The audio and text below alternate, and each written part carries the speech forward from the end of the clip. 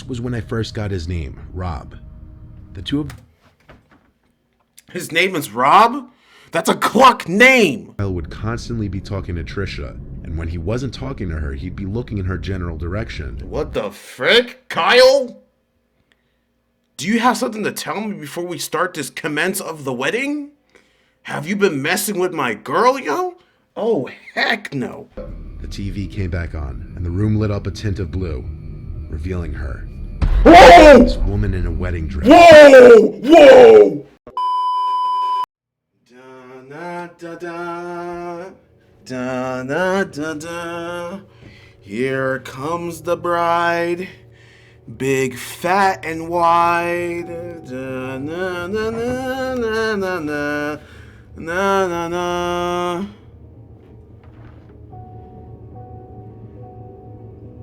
Relationships is already a horror story, but now we have to deal with weddings. Wedding horror stories? I'm not ready for this one. I don't know what the... Okay, guys, welcome back to another video for today. For today, guys, we have not reacted to a Mr. Nightmare video in quite a while. I can't hold it to you. We have not reacted to a lot of Mr. Nightmare videos. Will I be catching up on them? Probably not. But I will be reacting to some and checking out some here and there. So, we're going to be checking out this wedding horror story by Mr. Nightmare. If y'all are married out there, comment down below. Was it a horror? Did you experience anything crazy or not? Let me know. If you guys are in a relationship, do you know anybody that was? Let me know. And yeah, let's get right to it. Smash that like button. Let's get it. Oh, heck no. My wife and I got married in the Church of the Little Flower in Coral Gables, Florida in 2017. Don't know where We that is. invited all of our close friends and family, Florida. including the family that neither of us really liked, because that's just what you're supposed to do. My wife Allie has this estranged aunt Chelsea that no one in her family is really close with. She used to have serious drug problems. Oh, It gosh. spiraled her down a path that just led to a rift between her and the rest of the family. Why'd you invite her? Well, Aunt Chelsea was invited to the wedding, and when she showed up, she surprisingly came with a date. But unsurprisingly, he didn't look like the kind of guy you want to bring home to mom and dad. Right from the first time I laid eyes on him, I knew he was different, not in a pleasant, quirky way. After the wedding ceremony, of course, came picture time. The 6 bridesmaids, 6 groomsmen, and my wife and I all went to this nice backyard section of the church campus to have pictures taken by the hired photographer. Some close family from both sides came along as well to watch while most others went to the party hall. Aunt Chelsea and her date came to watch us take pictures as well. This was when I first got his name, Rob. The two of His name is Rob? That's a Cluck name! If you know anybody named Rob, you're clucked. everyone in the bridal party would joke around and we genuinely laugh. Then either Chelsea or Rob would yell out these weird, inappropriate things. They just kept doing it to the point where they created awkward silences, and all of us were just internally cringing, dreading what weird things they'd say next. What the It heck? got very awkward very quickly. Who invited Yes, these they had, people? To the point I wanted them to leave altogether. What the heck? Anyway, we eventually finished with pictures. Then we migrated to Comber Hall, the party hall connected to the church, where food and drinks were being served. Being the groom, all the attention is on you at all times. You barely have a chance to sit down and gather your thoughts or even eat. Every second I had someone else coming up to congratulate me, and eventually that person was Rob. He shook my hand again, his breath terrible, his Ew. arms scarred up. He wasn't wearing a long-sleeved shirt, rather a stained gray polo. He seemed like a filthy person all around. He started talking to me with this loud, almost demeaning tone. I did my best to just be polite, and eventually he walked back to Chelsea. Thank goodness. This Take was a the breath, last time I man. saw him that day.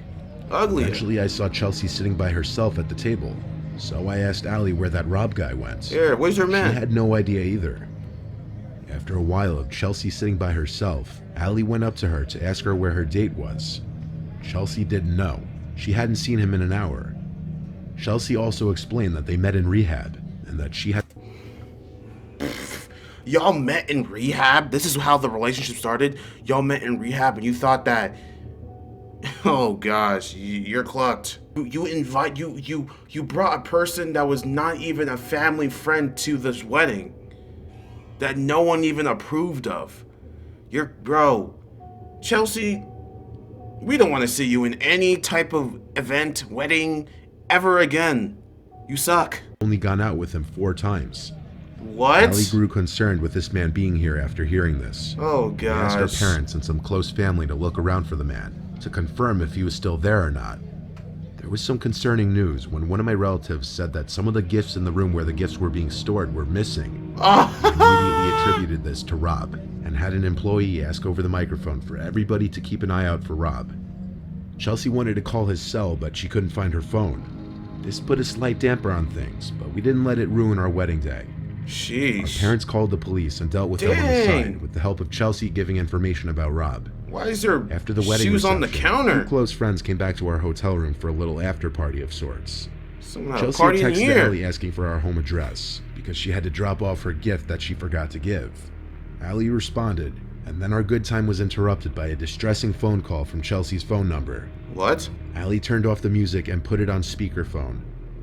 There was a male's breathing on the other end, like horror movie shit, like he was trying to creep us out. What? Allie kept asking where Chelsea was, to no avail. Eventually the person on the other end hung up.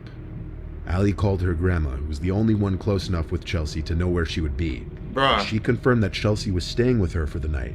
Wow. Chelsea got on the phone and said she lost her phone at the wedding, and she didn't know her Apple ID or password, therefore she couldn't even track it with Find My iPhone. Our best guess was that it was that Rob guy. We were now concerned that he knew our address and that we weren't home. Sheesh. We were too drunk to go home, so we asked my dad to stay there for the night and watch the house. He gladly did so. And the next morning, we woke up to texts and missed calls from my dad. He said someone kept tapping on different windows to the house, as if they were messing with him. He called the police, but they didn't find anyone. That same day, we went to the police station to see what could be done about pursuing Rob, who we suspected was the one behind all of this. But without video cameras catching the thief in Comber Hall, and given that Chelsea's phone had been turned off or destroyed, there was little to nothing the police could do. Really? Chelsea told us that she and Rob had gotten into a verbal argument, and that he blamed us for whatever she was saying. He thought we didn't like him, and in his words, we sabotaged him. Really? This just further led us to believe he was responsible for that weird phone call and coming to our house in an attempt to scare or harass us. Yeah. We never saw or heard from that Rob guy again, and we have only started to further distance ourselves from Chelsea after that. Good, Chelsea. Don't you ever come to any wedding, event, party, gathering ever again, Chelsea. You bring the most clucked up, druggy out people ever. Why you bring a drugged out, druggy, drug lord from freaking, from rehab all the way to my wedding? I don't know this person. I barely even know you. Get the heck out of here. I had a pretty low-key beach wedding, mostly just family and friends. Beach weddings My are pretty wife, fire. who I'll just call Trisha, invited more people than me for sure. She even invited her ex-boyfriend Kyle. I didn't know exactly how I felt about that at the time, but I acted accepting and fine with it because I knew they remained close friends. There were about 75 people at the wedding ceremony, including Kyle. I didn't pay it much mind the day of the wedding because it was such a big day and my mind was obviously racing. Kyle was friendly to me, but throughout the wedding reception, I noticed Kyle would constantly be talking to Trisha, and when he wasn't talking to her, he'd be looking in her general direction. What the frick? Kyle? Do you have something to tell me before we start this commence of the wedding? Have you been messing with my girl, yo? Oh, heck no. I mean, Trisha and I were married now. It's not like he had any shot at all. So at the time, I started to think maybe I was just being a little too paranoid, even if it was slightly annoying. Kyle came alone to the wedding though, which I thought was just a tad weird that he didn't bring a date. My wife and I stayed in a fancy waterfront hotel that night, and the next day we went back home. A couple people who didn't make the wedding came by the house to congratulate us. And Kyle's sus, yo.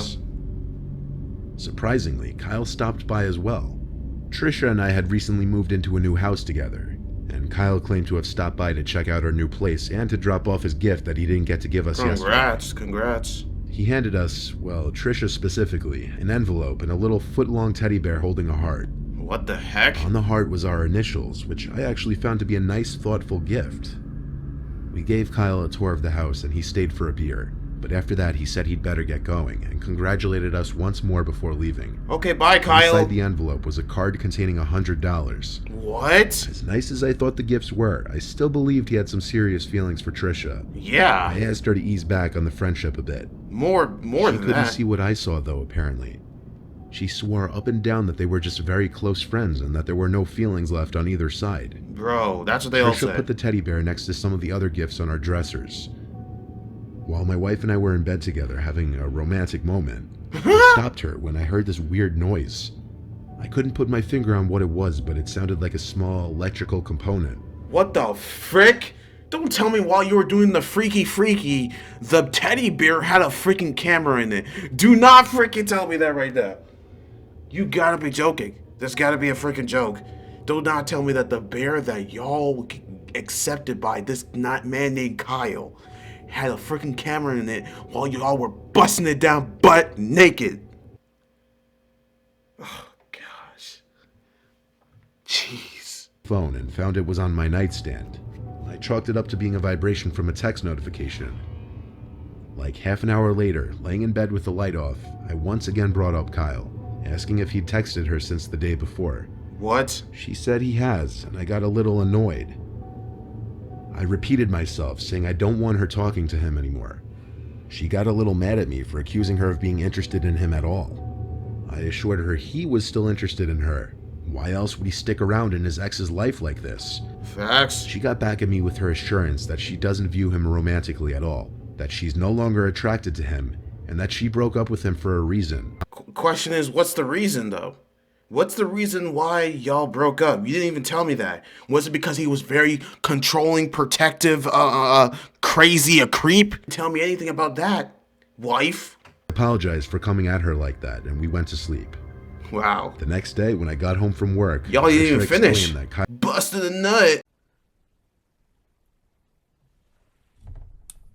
When she texted him asking what's wrong, he replied, "What do you care? I heard the things you said." When she tried texting back asking what he was talking about, she saw that he blocked her number now too. What? I wondered if maybe she butt dialed him on her phone while we had that conversation the previous night. But when she checked her call history, his name wasn't there. I wasn't angry though. Him blocking her meant I was right. How did He she did know? Still have feelings, and now he'd be gone. That night while in bed, we talked about it some more. Then I heard the little electronic vibrating sound again. I looked at the teddy bear on the dresser. Then I got up and went to pick it up, Yo. and my heart dropped. Yo. I grabbed a knife from the kitchen. What did I and started tell to tear the you? bear open. Trisha realized it immediately too. The inside of the bear's head was a square electrical component wired to what was very obviously a camera behind the He's left eye, creepy and a weird. microphone box wired to the left ear. This was connected to some kind of Bluetooth device that would probably allow a phone to send and receive data. This man's a hacker. We went to the police that night with the teddy bear and filed a police report. We then hired a lawyer and pressed charges against Kyle for invasion of privacy. Lord have and the mercy. judge ruled in our favor and required Kyle to pay us $15,000 each. What? That's gonna help the situation. Okay, I'll pay you the $50,000 and then I can come to your crib tonight, kill you both, take back the $15,000. What is that gonna do? I need a restraining order. I need you to get out of the country. I need you to get out of the freaking state, the province, the freaking anything, bro. Get the frick out of here. Go to jail. Like, where's the jail time? I bet you this is a white couple. Trisha also got a restraining order against him. Thank you. That was the end of him in our lives. Though we still do sometimes worry that he may pay us an unexpected visit. Yep. If he was crazy enough to wire a teddy bear to spy on us and possibly watch us in bed together, Yo. who knows how far someone like that is capable of going. Yo, he can kill you guys whenever. Y'all better move. Sheesh. I live in a safe town, the kind of town that you can leave your car doors unlocked. What? You gotta be stupid. Please let me know if y'all live in a safe town where you can leave your car doors unlocked, knowing that your car will not be stolen, hot-wired, and driven off the property. Please let me know. Because I would never, sucker, if you do not lock your freaking door. That's already strike one. You didn't even lock your freaking, I bet you don't even lock the door in your own house. You don't even close the vents or windows. I bet you leave everything open, knowing that one day nothing will happen to you ever. You were probably one of those bro, what type of suburban neighborhood? Well, you can usually get away with leaving the doors to your house unlocked. Oh my freaking gosh. Please let me know where I can find this, so I can remember to never live in this area. Rate is very low, and I live on a dead-end block. So? I had just gotten home from work around 8 p.m. after a 12-hour shift. Damn. Preparing a late dinner when the phone rang. 12? What? The second I picked up, I heard the sound of the person on the other end hanging up. I don't know if this has any correlation with what's to come, but if it does, that's even more horrifying. On nights where I get home late, especially after 12-hour shifts, usually I'll just cook, eat, clean up, take a shower, then lay in bed watching TV for an hour before going to sleep. Cool, where's your wife? This was one of those nights. I was physically and mentally exhausted, which led me to making what I learned that night was a serious mistake. Good. I was laying in bed watching The Sopranos for my third run. Sometimes I'll drift off to sleep with the TV still on when I'm just completely beat, and that's exactly what happened this night. I woke up to the TV still playing The Sopranos. I had slept through 2 episodes. I felt around the bed for the remote and turned it off. In the now freshly silent room, I was able to hear little creaks in the wood under the carpet.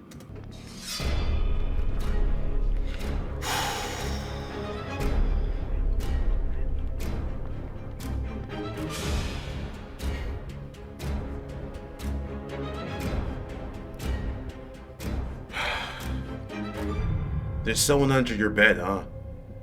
If only you had something to protect you, but no. You live in a very low crime rate neighborhood, right? You can leave stuff open, right? Lord have freaking mercy. This guy is so stupid! Stupid! If that was me, I already have the blicky under my pillow. I am shooting every single hole in my bed. The insurance can cover it. I'm like... I felt adrenaline kick in as I looked across the dark room, and I felt I could vaguely see the shape of a very wide figure. Wow! As I aimed the remote at the TV to turn it back on to light up the room, before the TV was even on, I started choking on my own spit as I tried to say, "Please leave." Yep. The TV came back on, and the room lit up a tint of blue, revealing her. Whoa! This woman in a wedding dress. Whoa! Whoa! Yo, if you do, bro, get the frick away. What do you mean? That's not my wife. I'm single. What do you mean a woman in a wedding dress is appeared out of nowhere? Who are you? My long lost lover? Goodness, I rebuke you in the name of where's my Bible? I should have had this from the very beginning.